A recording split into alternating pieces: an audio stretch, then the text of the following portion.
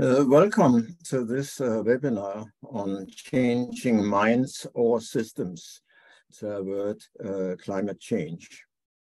This topic for this particular webinar arose really out of a task force set up by Academia Europaea.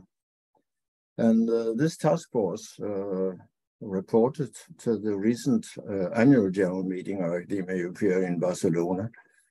And there was a discussion at that point. And Ali Sattler was in Barcelona and made a very short video, which we will have a look at now. And if you want, you can also see it in higher resolution on our YouTube channel. So Alyssa, please show the video.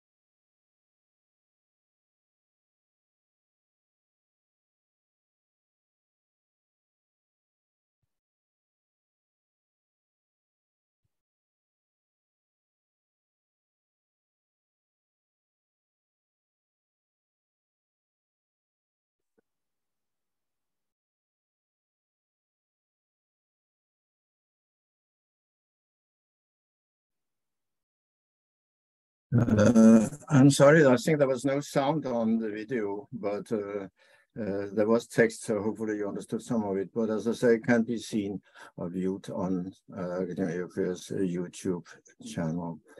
We will now proceed, and we have a very distinguished panel with us today, all members of Academia Europaea. And they will give short introductions in the sequence that you can see now on the screen. We'll start with Professor Karen O'Brien, who is Professor of Human Geography at the University of Oslo and a member of a very large number of different important panels and committees. We'll continue with Professor Antje Wiener, who's a Professor of Political Science and Global Governance at the University of Hamburg.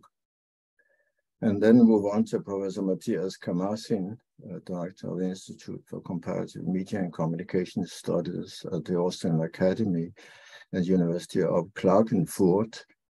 And then, last but certainly not least, we have Professor Nebojša Markečenović, who is the chair of the European Commission's group of chief scientific advisors.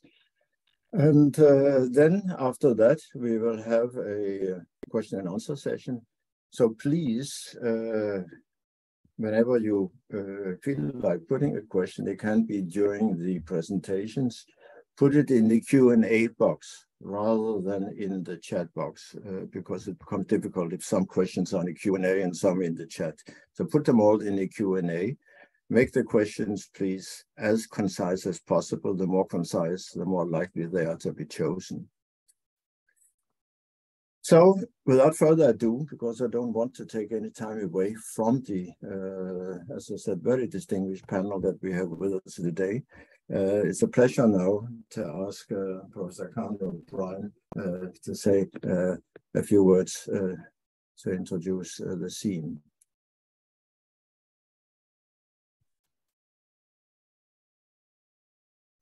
Great, thank you. And it's a pleasure to be here today, and thanks for inviting me to this very important conversation. I'm Karen O'Brien, and I'm a professor of human geography, and my research in recent years has focused on transformations to sustainability within the context of global challenges such as climate change and biodiversity loss.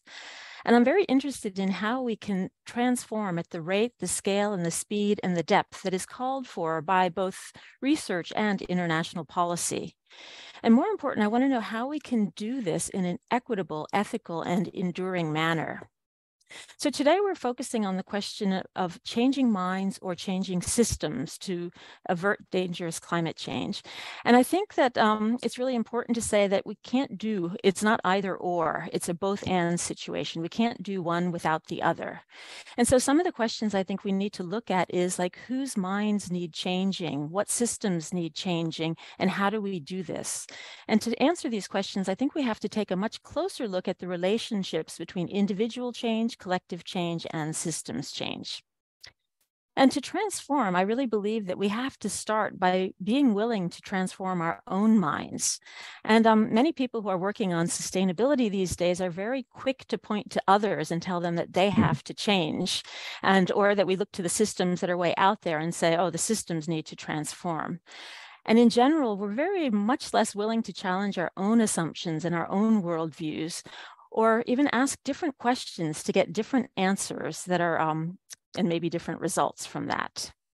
So one of the questions in my own research that I've been intrigued with over the last 6 or 7, 10 years or so is whether we are underestimating our collective capacity for social change. Now, I've been inspired by researchers in the social sciences and the humanities who have been exploring the metaphors, the methods, the meanings that can be drawn from quantum physics and how they influence our understandings of reality, and especially the relationships between humans and the environments and the role of human agency. Now, many of us have been taught and trained to see the world as a collection of things in space, and we perceive ourselves to be separated from each other, and more importantly, separated from nature. We try so hard to connect and collaborate, but we often end up in situations of conflict and polarization. This atomistic, reductionist, deterministic approach to both science and society has benefited many over the last several centuries, but it has also contributed to pollution, exploitation, degradation, oppression, and a disregard for many people and many species. So researchers and philosophers that draw on the environmental humanities from indigenous knowledge and wisdom traditions have long been telling us that there are many other worldviews, and from these other worldviews, other worlds are in fact possible. So I'm interested in how concepts from quantum physics such as entanglement, complementarity, uncertainty, non-locality, and most of all, potentiality can be useful in the social realm in that they draw attention to the understandings of the nature of reality and also the relational nature of life. And so this work tells us that we are actually entangled deeply through shared meaning, through values, through language, and through emotions. And so this inspires us to think about climate change not as this separate, like, environmental problem in a separate box, but as a relationship problem. In other words, climate change is fundamentally about how we relate to ourselves, to each other, to nature, to the environment, to systems, to the future, and not the very least to change itself. So a relational perspective on transformations has implications for how we enter the space of transformation. And in my work, I refer to this as 3 spheres of transformation: the practical, the political, and the personal. Much of sustainability research and work on climate change tends to focus on the practical sphere, which is the behavioral and technical changes that really influence outcomes and results directly. And much of the work on adaptation and mitigation to climate change are focused on the practical sphere, yet we know we are not actually bending the curves and we're not meeting any of the results that we need to at this time. And so something is missing from here. And that's often, most logically what we see as what we think of as the political sphere, the systems and the structures, the social and cultural norms, rules, regulations, institutions, and incentives that influence how we actually, what we prioritize prioritize in that practical sphere and how we organize societies. So I think, this is where power, politics, vested interests come into play, and it's also where social movements emerge. And so we see that we can, as we've seen with the recent COP negotiations, we can move forward slowly here, or we can get stuck for decades trying to get to a voluntary agreement. And this draws attention to the personal sphere, which is often, it's always there and it's often ignored. And by the personal sphere, I mean our individual and shared beliefs, values, worldviews, and paradigms. They influence how we see systems, where the borders are, how we relate to systems, how we organize them, and how we see ourselves in relation to those and the goals that we want. So the point I want to just emphasize in this brief intervention is that the practical, the political, and the personal are always interrelated. They are one, they're not separate. And they can be approached then through an entangled relational space that recognizes our oneness. And so this really brings in the importance of looking at values that apply to all, to the whole system itself, and not just to us and others, etc. So from this perspective, the potential for radical transformations lies in each and every one of us as kind of like fractals of change. And it's really about how we show up in relation to systems to generate results. And so my inquiry over the last years into quantum social change has really challenged my own thinking, but it's also convinced me that when it comes to realizing the potential for an equitable and thriving world, each and every one of us really do matter much more than we think, both in terms of significance and substance. So I'll end it there and look forward to the discussion. Well, thank you very much there. There was a lot of very interesting points made there. We will undoubtedly return to very many of them during the discussion meeting. So thank you very much, Karen. So we will now move on to Antje Wiener from the University of Hamburg. So the floor is yours, Antje. Well, thank you, Ole, and hello to everybody. And thank you also for Karen. My brief intervention follows yours actually quite nicely. I'm talking about no quick fixes and the necessity to focus on societal agency as we try to mitigate climate change. And I'm coming at this against the background of a program chair in the Excellence Cluster at the University of Hamburg, where we do research on climatic change and society on the one hand, and on the other hand, against the background from my own research on norm contestation in international relations. And here I'm involved with the other cluster in Berlin, which looks at the at contested liberal scripts. And here we are looking at deep contestation of the liberal international order. And you may get it. There is something about system change with the help of societal agents that we need to look at. In fact, with our research in Hamburg, we found that social drivers are actually quite vital, and we need to get a better understanding of human agency and also of the varieties of agency that we can actually mobilize, use, that we want and need to include towards these fixes. So I'll proceed in 3 steps here.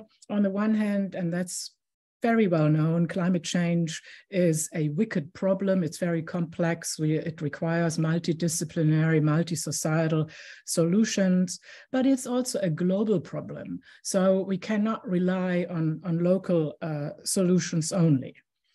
So whilst science has for quite a while looked at this wicked problem and tried to develop models that included various disciplines, we don't really know how to address climate change as a global problem. So first, what does actually apply globally, and how then to address climate change on a global scale? I'll come out with this brief comment at the end by suggesting that we need to think about a global social contract.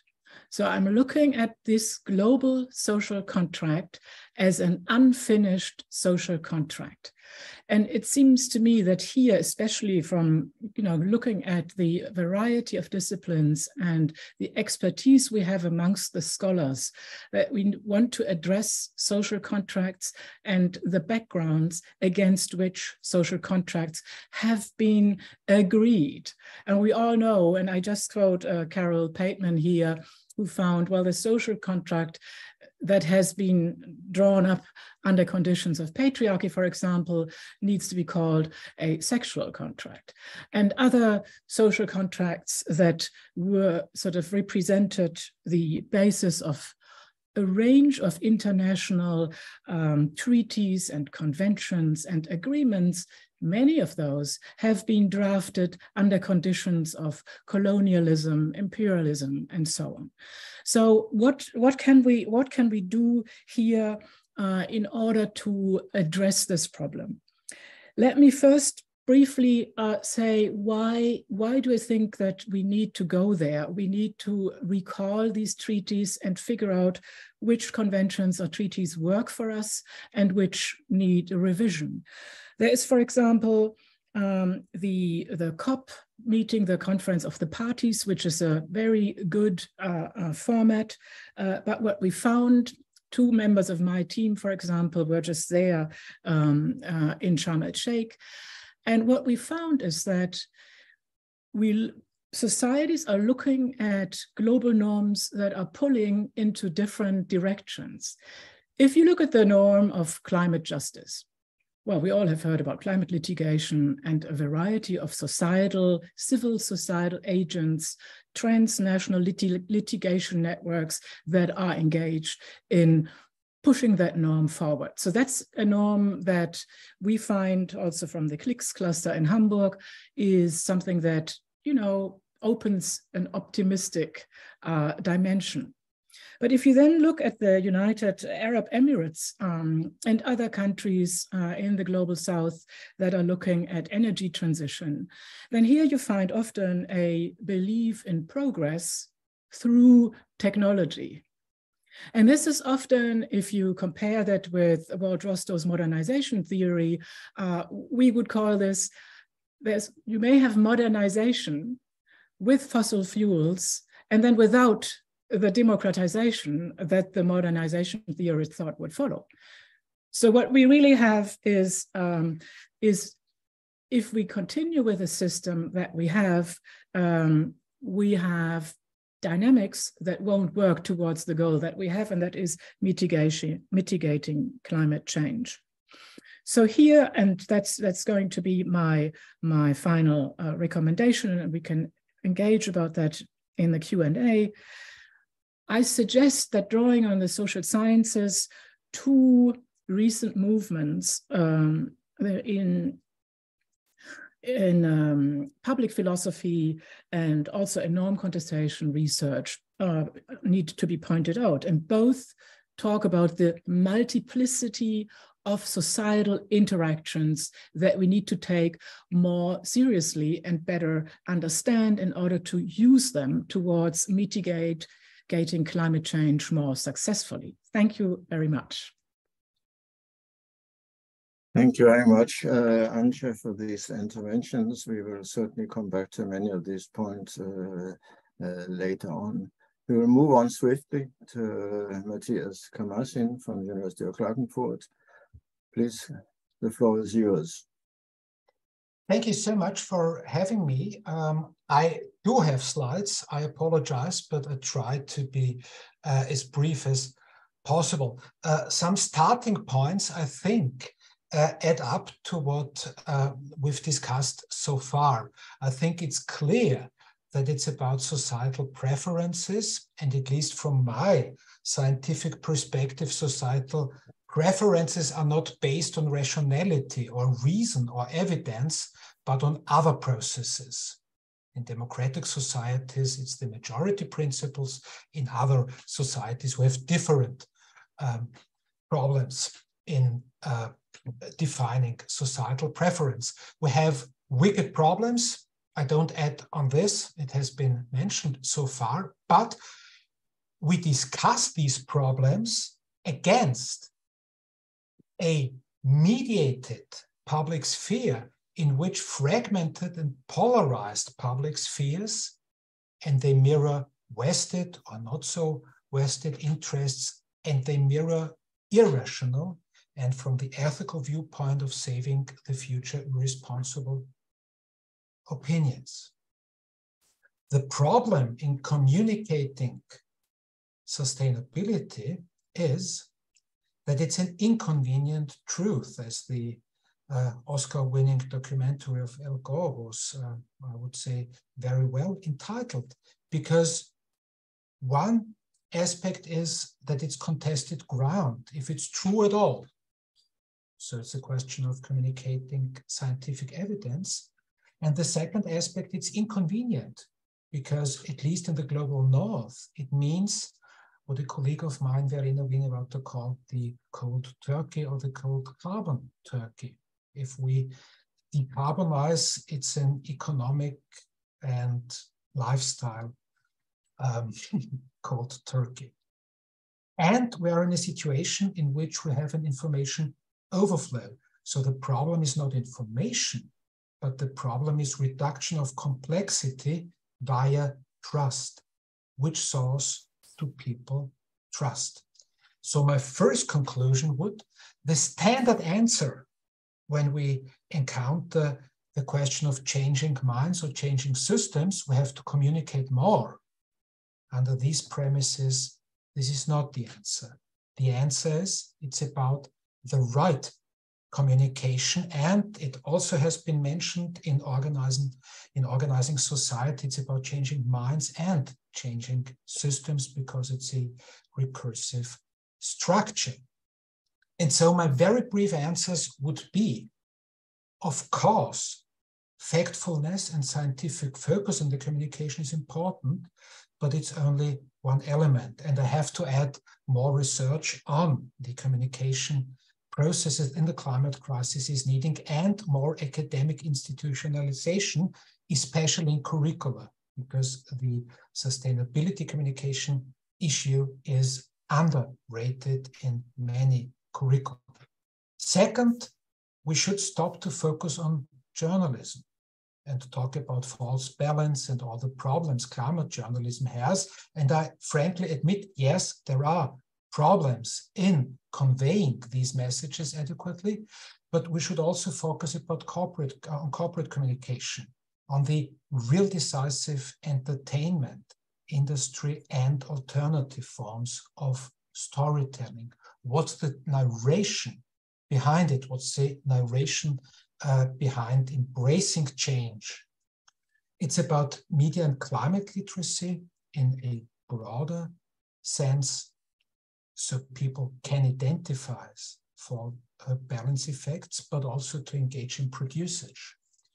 And what's really important in communicating against climate change or pro-change, it's differentiation and cultural sensitivity. In my area of research, the climate change is a gateway belief which really splits and defines audiences in relation to this topic. And the one-size-fits-all strategy, or the preaching to the converting strategy, does not work. And I just name a few types of audiences we find in politics, we find in corporations, we find them in the general population. So the argument against adaptation skeptics or white or greenwashers has to be a different line of argumentation.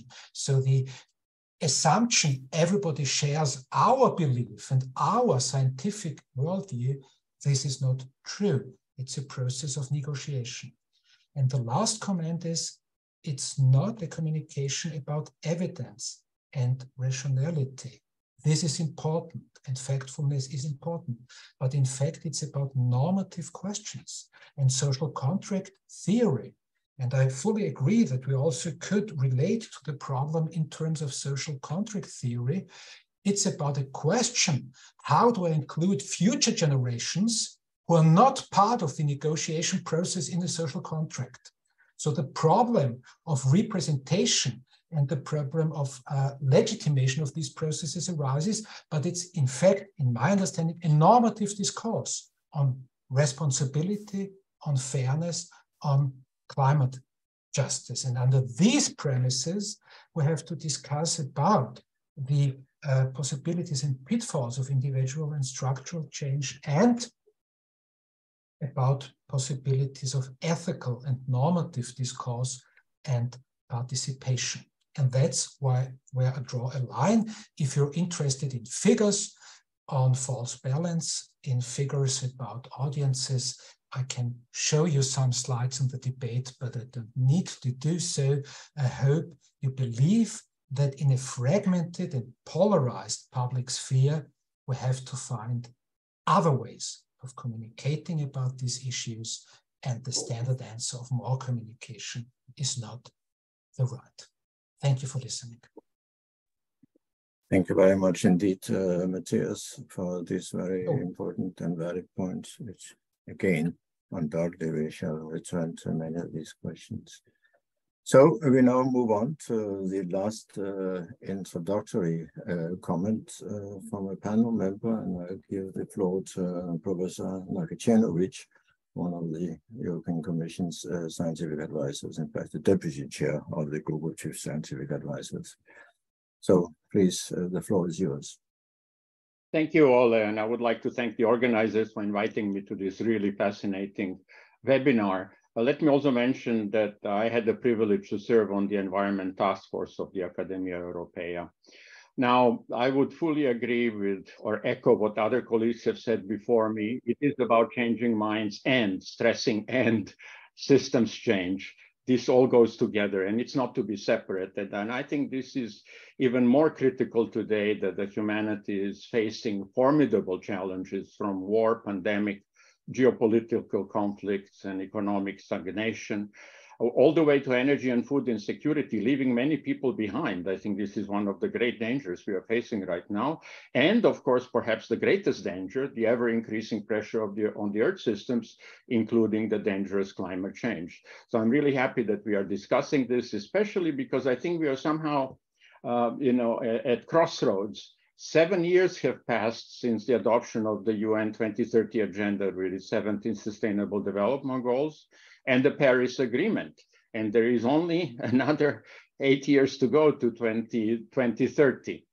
So one could argue that a lot has been achieved, but I would say absolutely not enough. I think we are rather at the beginning. We have lost lots of time. And I think that this challenge looks even more daunting today after the Conference of the Parties, the 27th Conference of the Parties. I also participated, and I would say, even though most people did not expect really major breakthroughs, I think that the outcome was even more humble than that.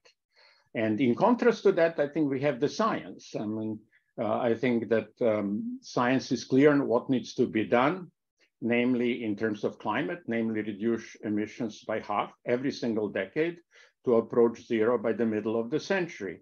I call that the carbon law.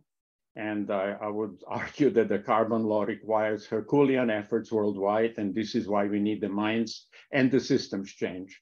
Let me, I think from the perspective of science, technology, innovation, I think we need to know what needs to be done. The challenge is really how. And just to illustrate the what, given the example of energy transformations, we have another 30 years to net zero. And I could imagine that that's divided into 3 decades. During the first one would diffuse more incremental and established technologies, such as efficiency improvements, in all sectors, from households to mobility and industry. That would also imply pervasive electrification, electricity storage, and introduction of carbon-free energy sources, and already introduced for the second decade, the more fundamental and transformational system change, such as infrastructures. I would like to also stress built environment, and also commercialize technologies that we might need in the long run, such as carbon capture and storage and the hydrogen economy. And the third decade would then perhaps focus on the most difficult sectors to decarbonize, such as aircraft, shipping, long distance trucks, steel and cement production. But now I think the most crucial is, and I go back to what Karen has said at the beginning, all of this can only happen if we have new behaviors, new values, new norms by the people. And that's, I think, refers to changing the minds in the title of our session. This could be all enhanced by digital revolution, circular and shared economy, to save materials and waste. But new behaviors are essential. And I would argue also similar Herculean efforts would be required in agriculture and more generally in the land use. And I hope that those things would also go in the direction of nature-based solutions. So let me conclude by basically saying that I think this can only be achieved by systemic and holistic approach in science and cannot be resolved in the academic silos. I think that is very important. There is no doubt that disciplines will continue to be essential pillars to support the transformative change and transformative science for the people and the planet. And in my view, European academies and especially Academia Europaea are really well suited to provide this needed scientific underpinning on what needs to be done and hopefully how to change the minds of the people. I think an excellent example is the work of SAPEA that already provides evidence-based scientific assessments to inform European policy. And I think that these kind of important contributions of the academies need to be strengthened and also expanded across all scientific disciplines and communities. I think that the good news is that there is a strong interest around the membership of the Academia Europaea to provide greater contribution to resolving these huge challenges ahead of us. And I think that the Environment Task Force has clearly illustrated this great interest in the membership, but inclusiveness is the key. I think that goes back to what other colleagues have said. I think it is important to involve all sciences in, for example, engineering as well, medicine, arts, perhaps crafts, and important stakeholders. This needs to be inclusive. So I would like to conclude just by quoting one poster I've seen in the March for Science. It says, "Without science, there is no future." I would like to expand that by saying that the science is the key for changing minds and hearts of the people and changing systems toward the new social contract that Antje mentioned. By the way, the only contract that none of us sign, and it's so essential for our future to achieve the just and safe future for all. So I will stop here. Over to you all. Thank you. Well, thank you very much indeed, Professor Martinovic, for this very valid point, which added some somewhat different perspectives from the other contributions we have heard. But we need obviously to look at this, as has been repeatedly said, in a very multifaceted way. Maybe I'll just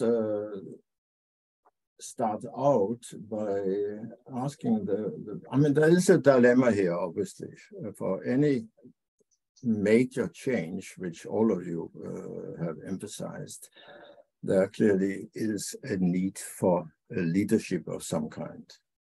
Otherwise, it doesn't happen. If we have to wait for soon a majority of 8 million people, each of them to change their individual attitude, this obviously is not going to happen on a timescale that is needed. So leadership is there, and several of you and Professor Martinovic particularly emphasized the importance of academies. So in principle, the scientists should be the leaders here. However, the scientists do make news, but they don't make news quite in the way that more entertaining elements make news. And that's our problem. The other problem we have is that while everybody as such, every reasonable person agrees that yes, there's a huge problem and it has to be solved, and there are clearly aims as to what should be done. We know what is needed, and we know that it could be done, but it's just not happening because of many other things. And the problem is, of course, that all the time there are emergencies happening. It's a little bit like you have a big project as an individual, but you are constantly being sidetracked by other urgent matters that somehow need to be solved first. And that, I think personally, this is just my personal opinion, that is in a way one of the major obstacles to moving on. So a clear example is the war in Ukraine. And it's a little bit like saying that, yes, you have a major joint project in the area in which you live, but suddenly there's a fire in one of the houses. And most people will say, yeah, I mean, we have to put out this fire first. That is clearly, so we have to stop some of the other work we're doing. And you hear this argument repeatedly, say, yes, this is all very well, of course. Many of the actions we have to take in relation to the Ukraine war are not helpful in terms of the climate change debate, but we've got to solve this problem first. Now, the situation is, of course, that there are constantly such problems coming up all the time in this world. And so we are sidetracked all the time from dealing with what is the major long-term problem. And I'm not sure, but I would like to hear the panel's views on how does one actually approach this. I don't know who wants to start. I don't have a solution, of course. I just wanted to add a footnote. From my disciplinary perspective, of course, as a scientist, I would really like societies to act on the basis of scientific evidence. If there is a consensus of 95, 99% on what is the problem and what is to be done, it would be very desirable that societies, meaning politics, media, civil societies, NGOs, corporations, take this up and say, well, something has to be done. But alas, that's not the way media democracies work. Media democracies work on the basis of perceived majorities and tendencies. And this is done via opinion polls or via elections. And the point is, how can we address and change this? And that's why my basic approach comes in, that we have to discuss the way societal preferences in relation to wicked problems are formed. And that's not feasible by saying we have to give more interviews as scientists, we have to appear in more TV shows, we have to hit the headlines, because legacy media reach only, in some countries, a minor proportion, in some countries, a very narrow majority of people. So our media consumption, meaning legacy media like TV, radio, newspapers, don't reach the majority of the population. More 18 to 24-year-old people worldwide get their news from social media than from TV, which is the medium of the older generation. So the point is, and that's, I think I want really to convey to you, we have to think about strategies and narratives of entering the discourse of normativity, because preferences are based on an understanding of what has to be done and what has not to be done. And there I will stop. The Ukraine war can be framed as a crisis in which immediate action, even on the cost of future generations, has to be undertaken. It could also be seen and framed as a chance to get rid of carbon-driven capitalism.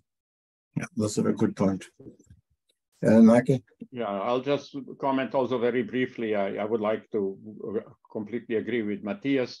Just to add that I think we also have to restore confidence and trust in science. I think that has eroded, and certainly digital technologies, fake news don't help. I would say also very often media presents the extreme views. I would call that from the tails of the distribution, rather where the consensus understanding is of science. So I think we have to work very hard on that. I would also stress very much that we need a participative process. We are talking about changing minds and hearts. That means everybody needs to be involved. Science has to move out of what the Americans call ivory towers to the people. And the third component, in my view, that is really essential is education from the beginning. I know that we are making progress, but probably not enough. From the kindergarten to high school to the university, and after universities in many of the events that happen. So I think scientific community, together with the other disciplines like medicine and law and so on, I think really needs to work together to restore much more trust. Otherwise, I'm afraid we will have lots of setbacks as we have had over the last few years. I mean, let me just conclude by saying that, you know, I remember very well in 2015 when we had the Paris Agreement and 2030 agenda, and I thought that was it. We are embarking on a sustainable development pathway. And in the meantime, we have huge setbacks. So I hope that science can contribute this to change minds and hearts of people. Thank you. Antje? Yeah, thank you. Thank you for these comments. And it's really nice to see how the contributions to this panel work well together. I think we all agree on the role of societal agents and, you know, with the system change and for what can we as scientists actually say, and what does the media convey to the public, and often there's quite a gap, and the conveyance is often of misunderstanding, so that we see relatively harsh or dramatic reactions. And, you know, if we were just average news readers, we'd probably think there are active scientists who glue themselves to the street together with active social movement people. And then there are scientists who have models that nobody understands. But in between, there's a lot happening. And so here in Hamburg, we have tried to look at the sort of the width, the variety of what we call social drivers. And these include corporate responses, all sorts of, you know, climate regulation, regulatory agencies, social movements, journalism, knowledge production, and so on. And just this exercise of starting to map what kind of variety of social agency is out there and how they work, and then try to focus them on a shared global opportunity structure where we see resources that others then use and see, sort of recognize as useful, and sort of bestow a materiality to these resources. So that's something we call that the social plausibility assessment framework. You know, to see how plausible does deep decarbonization actually become. And if we go into this, and I really like the way that colleagues stress the importance of storytelling, the importance of, you know, science as something where we're actually, as social scientists or from the humanities, from the arts, that's also science, an important contribution to science. And if we take this kind of analytical and empirical focus, then we come up with perhaps 3 points on varieties of agency. One would be to build capabilities globally. This is also where there was a question on mediatization. That's very important, to create networks and keep the networks going. How to use and shape global opportunities, who has access to participation, what are the pathways, which other pathways do we require? For example, we hear a lot about the COP, we hear reports about the COP now in 27, and then you see these sort of spaces for societal interaction, which strike me more like a parking lot than any access to participation to this conference. So I mean, these are some, they may appear as small things, but they are really important. And I would also argue that the COP is really important for, you know, a global news, that people see what is going on. And then the final aspect is really, and that's this access to participation, where I would also add the unfinished social contract, where we really need to move towards something that is more global. And there just a final comment perhaps on the need to develop norms and behavioral change. This, I totally agree that we need to find norms that are shared, but as a kind of contestation researcher, I would always say we require regular access to contestation to shape these norms together through iterated interactions where change is also possible in both ways. Thank you very much. Yeah, I'll just follow up. There's so many interesting threads here that we could take, but I think that, like going back to Ola, to your first question of like that we have in society so many competing commitments, and we tend to kind of stack the issues so that climate change constantly falls below, rather than looking at them as all interrelated projects, whether it or problems like biodiversity loss, poverty, climate change, and all this. And that's why I think a relational perspective, and to overcome that knowledge action gap or the implementation gap, we're going to have to do things differently. And I think that right now there's a lot of emphasis on, there are millions of projects out there, but they're all kind of scattered all over. And, how do we align them strategically for systems change? What systems need to be disrupted, from what to what, and how do we move that? And to me, I think it's just, like very clear that the paradigms that have dominated our development over the last 150 years or so have really, they've led to the situations we've seen right now. So it's really a failure of a breakdown of many paradigms. And as Matthias said, how do we actually build, move forward and create different patterns, different structures.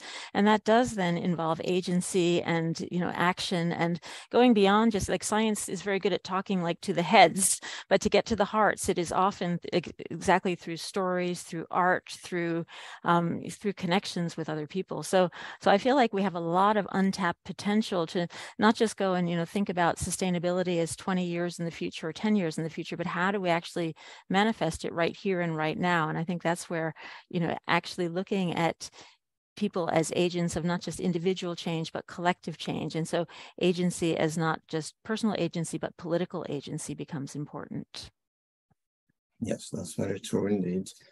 There's a kind of interesting specific question here from Verena Winnie-Water, who says, can any of the speakers point to a process of change which proved to be important for the transformation of minds and systems into the low carbon direction? I don't know who wants to pick that up.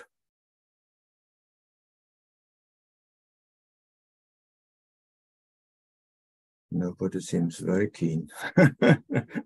Yeah, and so we'll try to have a go at it. Well, obviously, it's this kind of the question. Like, if we could understand that to the dot, then we wouldn't be sitting here.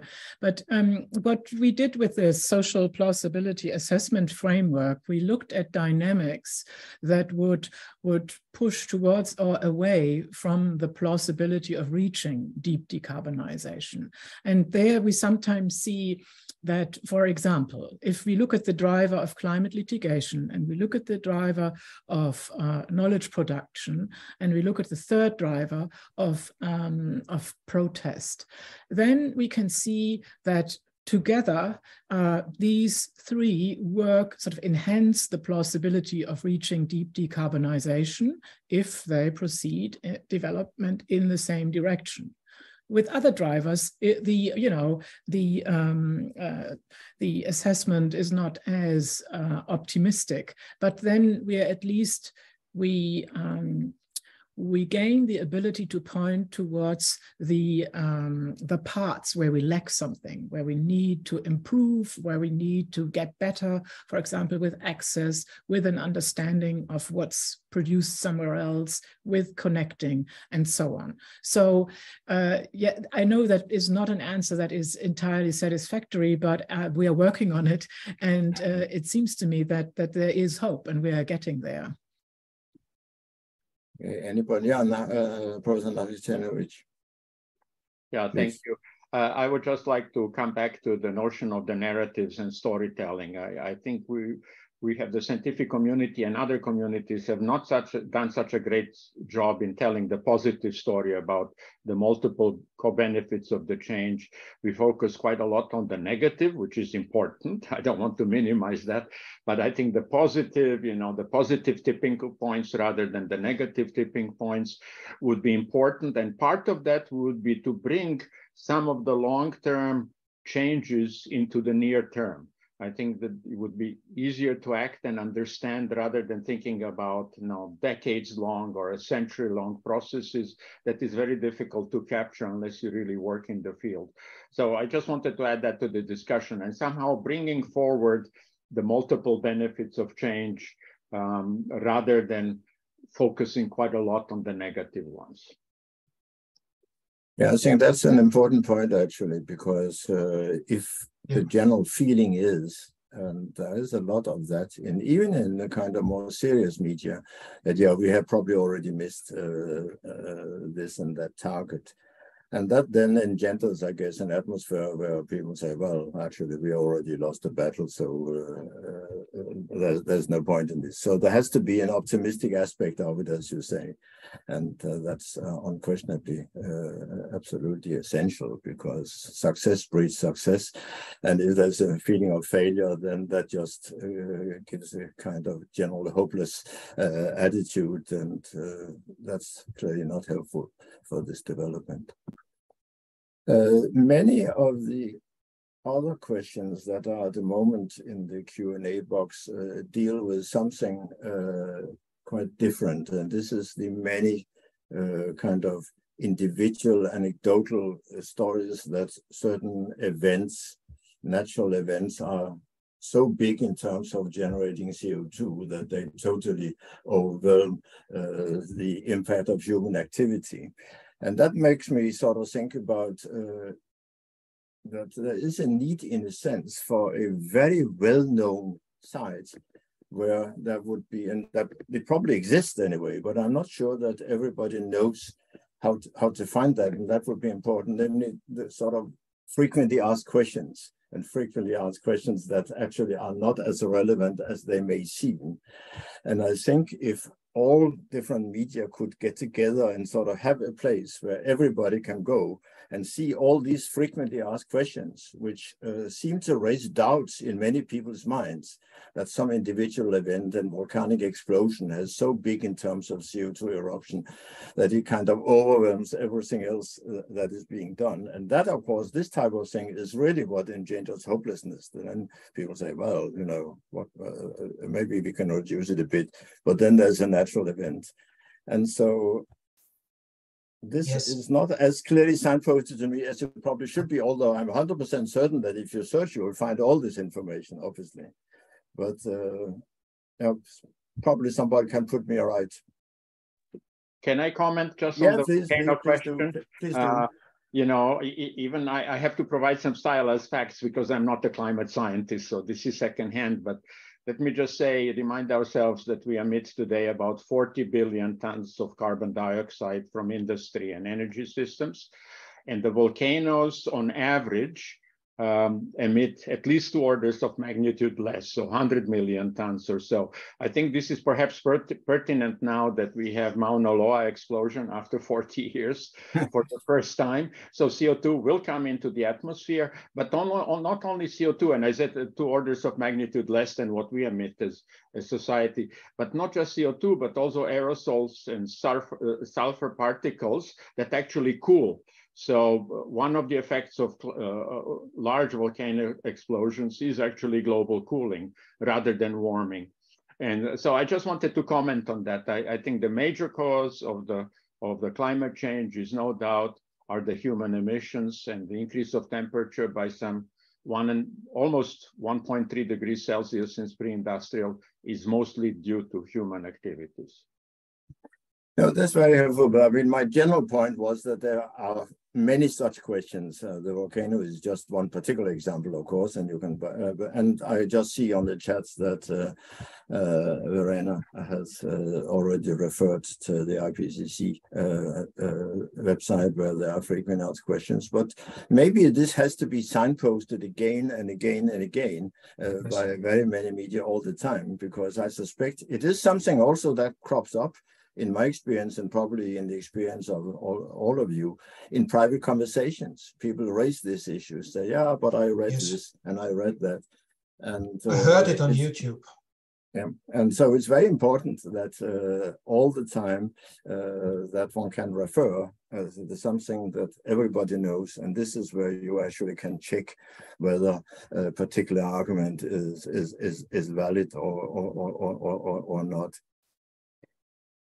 Yes.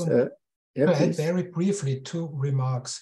One thing is to the question, what works, at least from my perspective, the climate journalism networks and the idea of building up databases of experts, also in the global south. This works for journalism quite well to get rid of the false balance problem, meaning that media do have a tendency to mirror the extreme ends and not the mainstream, and this worked quite well. But if I may share my screen just for a second, may I? Yeah, sure. Yeah, I just want to show you something which is a little more depressing. Do you? Sorry. Do you see it? Yes. It's. Do you see this? Do you see the slide? Now it's fine. Okay, it's from a recent publication from Nature Communications, and the point is it's researched for Europe as well. I just found this slide that you see that media are also partisan in the process. So if you watch Fox News, you have a totally different perception of climate change as, for example, if you watch CNN in the United States. You see the split here. Okay? So the point is, how can we as scientists counterbalance this? And so once again, I would advocate a call for differentiation. There is no such thing as the media. There is no such thing as the public sphere. There are public spheres, and media in some countries, even democracies, don't have a tendency to address the climate crisis adequately, but in the line of partisan interests in society. And I don't talk about non-democratic societies which don't have free media at all, like Qatar, where we host a world championship in soccer, like Saudi Arabia, like China, like Russia. So we, as scientists, do have, in my understanding, an obligation to think about our contribution to civil society and our contribution to a public sphere which we have to create on our own. And it's not a question of factfulness, but a question of storytelling and of normative debate. And I would say in science, we have to enter these normative debates. Full stop. Sorry for being so long. No, it's a very, very good and very strongly expressed point, which I think is extremely important, actually. There's a very specific question that came up here. Now we talked about a lot of more general points. Anja Bergman asks, many people are ready to act, for example, eat less meat. But what is the plan for butchers, farmers? What do you tell them? Matthias, you want to say something? The point is, that's what I wanted to make clear. It's a question of organizing. How do we do society? What's the world we want to live in? And what's the world we want our kids to live in?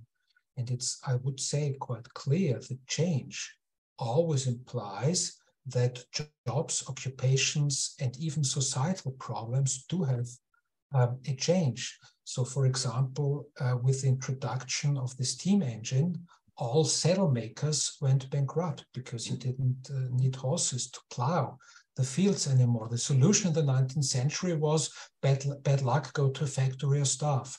I would say in a liberal democratic society where the consensus that we should leave nobody behind. So it's also a question, and I would say climate justice also includes social justice. And if we talk about social contracts, it's also a generational contract we have to discuss. But still, it's a question of how can we organize in a change in a way which is socially fair, and which also implies questions of social justice. But the decisive question remaining, and that's a thing we have to address as scientists, is what is the world we want to live in? That's the big question. Antje, please. Oh. Yeah, thank you. I mean, I think, oh, Karen, did you want to go first? I'll wait till you're done. Okay. So. Okay. Well, I think that's is really a great question, Anja Bergmann.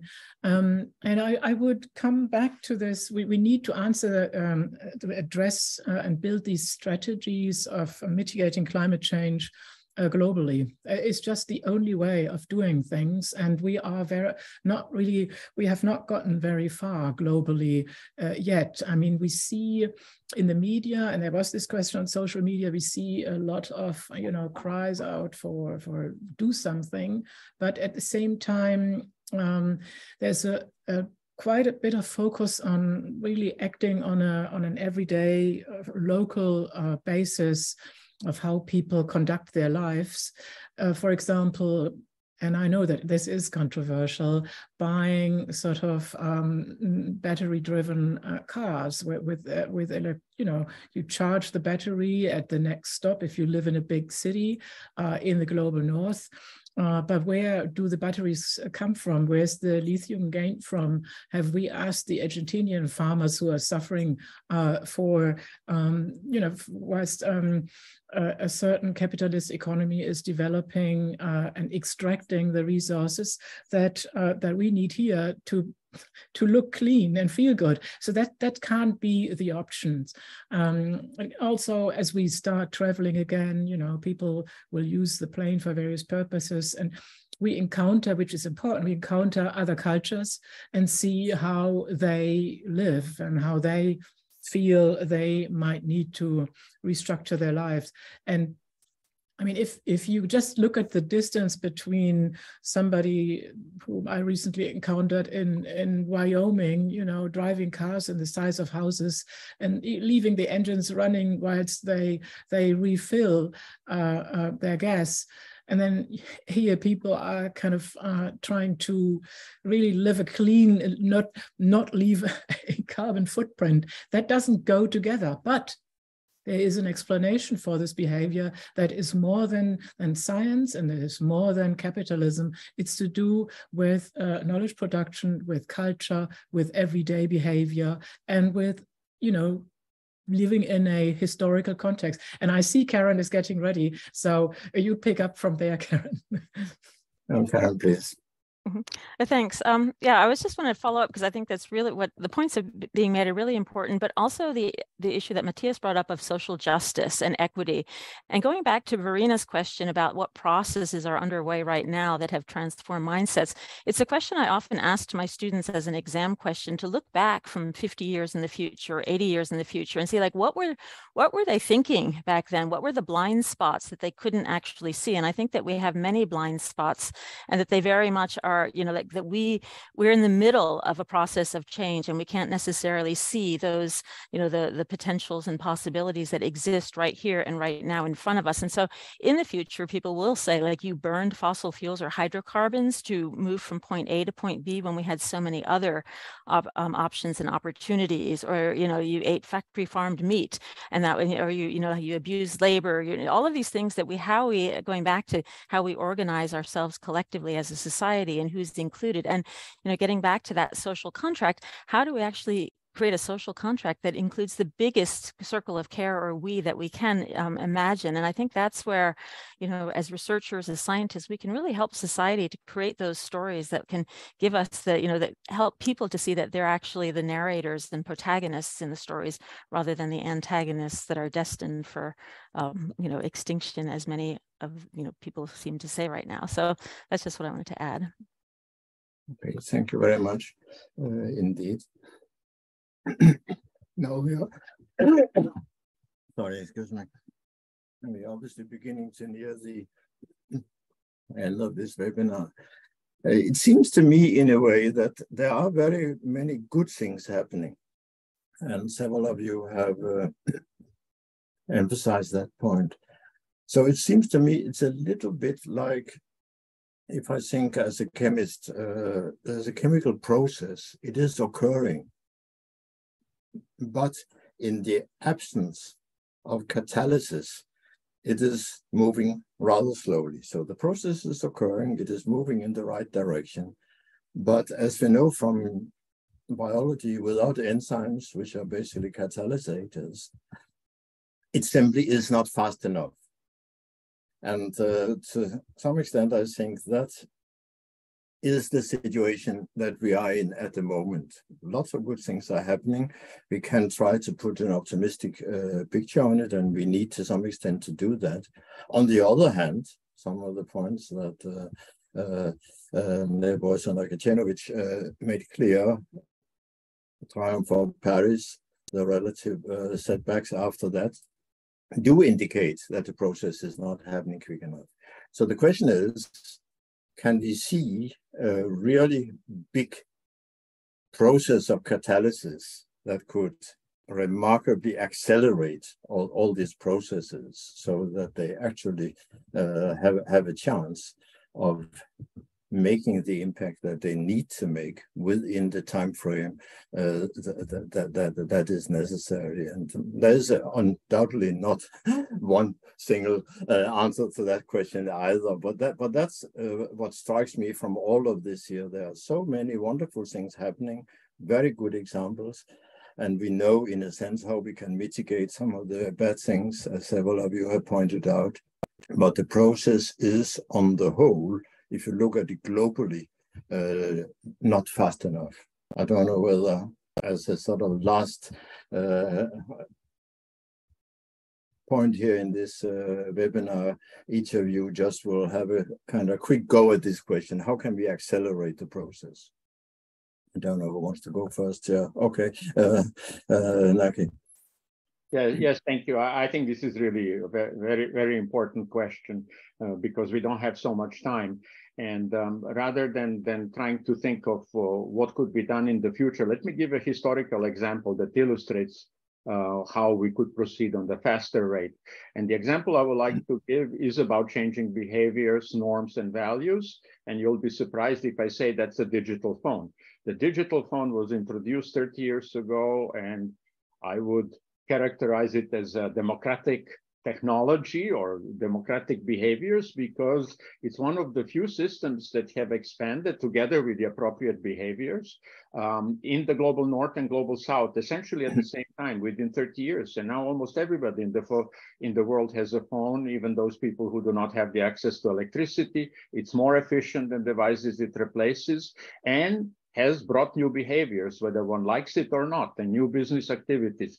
So I think it is this kind of systems and social change and change in people behavior that we have to think about that can actually spread very quickly. I think often we think about, infrastructures, large institutions, that changes rather slowly in the historical context, but things like that are more modular, that are more, I would say, more closer to the people, where we can actually make our own decisions whether to adopt or not adopt the new behaviors, I think are the way forward. I just wanted to comment on that. So we do have some good examples.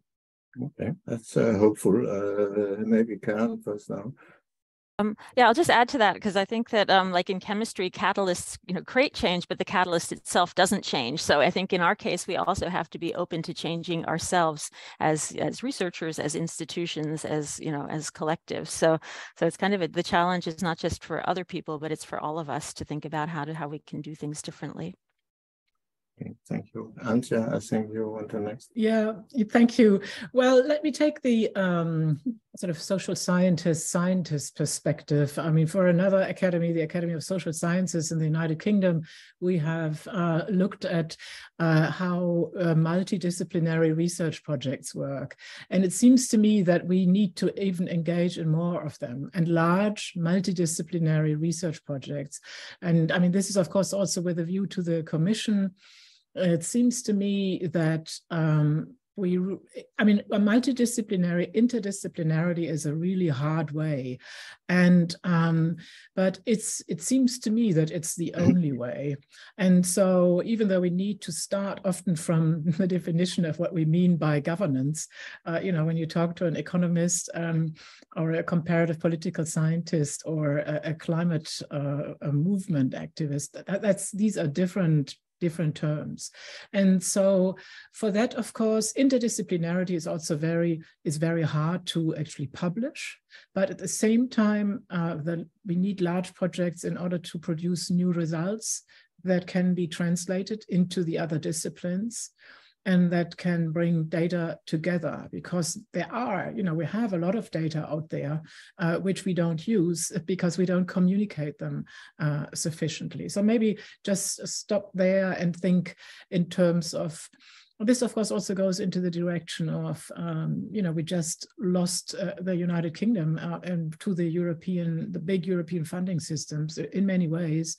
And so how can we work against this trend of nationalizing the academic research and come back to joint research? And which better place than the Academia Europaea to give a trigger to that process?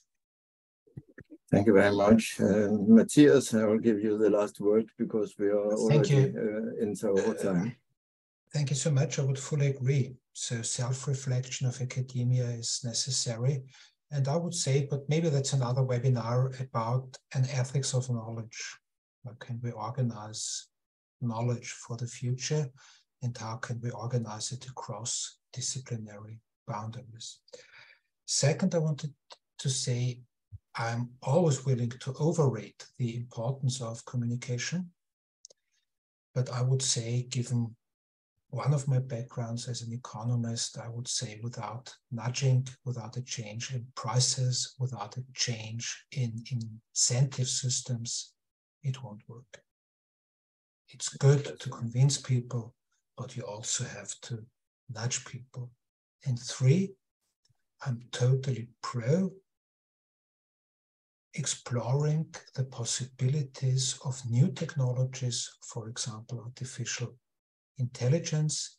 And if you have the time to join us at the Austrian Academy of Sciences, and also an online available meeting on the 7th of December, next week, on sustainability and artificial intelligence, I would say we can continue this discussion.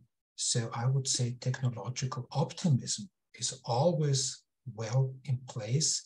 But given the complexity of the problem, I would say it's a combination of communication, technological developments, governance, and economic incentives. No system alone can do the job, given the complexity and the severeness of the problems we face.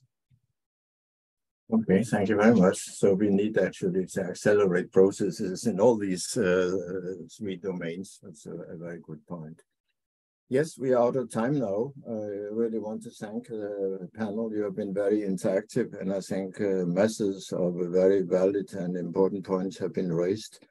And as Matthias just said, there are still lots and lots of things to be debated. And but yeah, time is short, and we need to really get the process rolling. Certainly, on behalf of Academia Europaea, I thank you all for your participation. I thank the audience for those people who stayed with us even 15 minutes over time. I think it's been a very illuminating webinar, and the discussion will continue. So I end this webinar now. Thank you very much indeed.